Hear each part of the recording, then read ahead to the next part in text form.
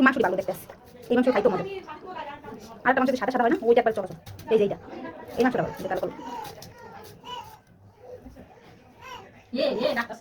নিজে মশলা দিয়ে দিলাম সব জাল জালি বনে একটু দিছি জাল দিয়া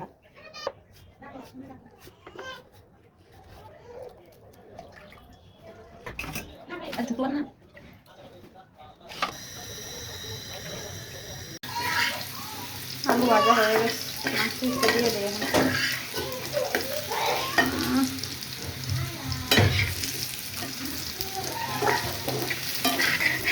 খাবো চিল্লি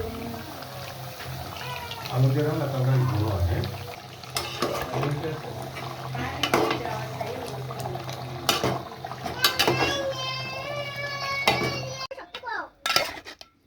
এটা রসুন এটা হচ্ছে আবার বেদক মাইয়া কোথায় কোন দেশে শুধু রসুন দিয়ে দিই না